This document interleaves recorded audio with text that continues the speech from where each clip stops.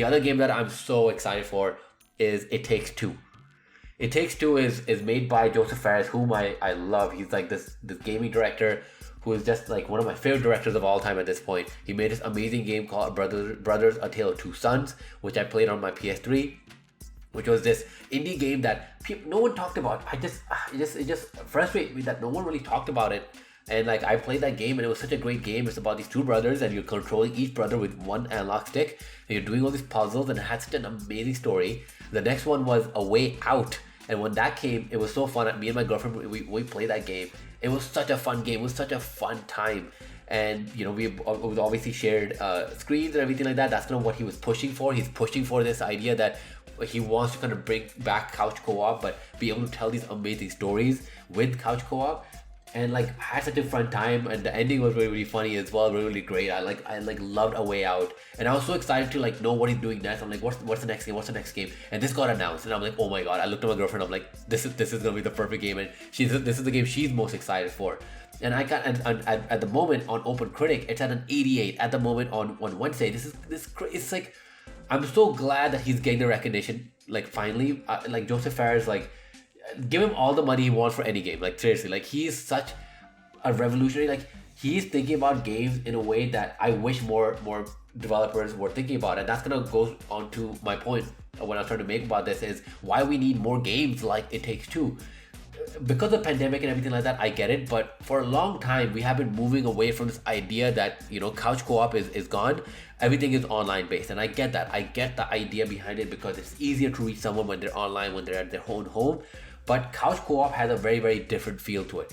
Playing Super Smash Brothers with someone on your couch, or Mario Kart, or Mario Party, any of these Mario games, any of the Nintendo games I should say, or, you know, even on playing Call of Duty Black Ops, the zombie mode, couch co-op with someone, it's very, very different. It's a very different kind of fun, and in my opinion, my honest opinion, this couch co-op fun is just trumps. It trumps the online fun. You know, you can do a raid online and have a great time, 100%. But if you could do a raid in the same room with everyone else there playing with you, that's very different. You know, you get to work off of people's reaction. You see people's reaction; they're right next to you. You get to share these emotions together, and that's one of the things that we're missing for the longest time. And the pandemic gave everyone a reason to say, "Oh yeah, everything's online. You know, Among Us and Fall Guys and all that stuff." And I'm like, yeah, like I get that. I understand that, but I don't want this to be a situation where we're kind of turning away or we're moving away from these online experiences. And I know as I'm saying this, it takes two and even A Way Out, both of these games can be played online. You can have someone on the other side across the world playing this game with you. But like what my main thing was that one of the main things about this game is that you see, first of all, you see the other character. If you're playing as one character, it's split screen. Even if you're playing online, it's not gonna be a game where it's like if you're playing online, you just see your screen. No. That's a very, very important part about this game, right? It's about working off of what your friend is doing or what your loved one is doing, and kind of playing that together, making mistakes together, having a fun time and having a laugh.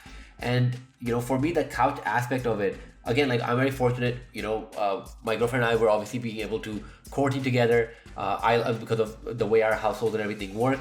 But I know that that's not the case for everyone. I know it's very, very hard for people to be able to do that at the moment, right? But I don't want this to be a thing where we're just kind of forgetting about couch co-op. We're forgetting about that joy we get when we get to play with someone on the couch. We will get there again. I don't want anyone to think that this is it, that this online is the only way to go. No, we will get there. We have lights at the end of the tunnel. It's going to be a great time, and I'm so glad that there's someone that is able to not only take this concept of couch co-op, but is able to put a heart-wrenching, a heart-tugging, or whatever, emotional strings tugging, whatever, I don't know what you want to call it, but like something that's emotional, a journey that you're going through and having a great time and discovering and sharing that journey together and being able to kind of experience that with someone else. And that's kind of the main thing about this, is that about this games and the games that he makes, is that it's about sharing the experience with someone else. It's not about you playing Kingdom Hearts on your own, kind of like how I'm doing right now, or playing a Zelda game, or playing Hitman or something like that, you know, like it's not about you playing the game on your own and maybe taking a screenshot and sending it to someone or streaming it to people or anything like that. It's about you being right there next to a person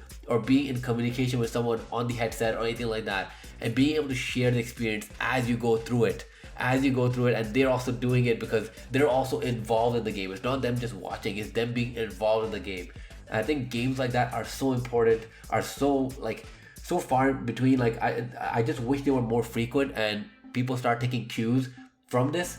I'm so glad that It Takes Two is doing so well. I've already pre-ordered this game. I'm always a big supporter. I always pre-order games that I feel are very worthy of it, because I always believe that, you know, it shows them that we want this game. Kind of same way, like if you're unhappy about a game, don't buy it. If you're unhappy a game is doing something that's not good, don't pre-order or anything like that. But if you are happy with it, if you do want to support them, pre-ordering isn't a bad idea. Or even if you want, just wait till the last minute, wait till like the last day, wait till the day the game comes out, and then go buy it on that day if you can, or download it or whatever you can on your systems.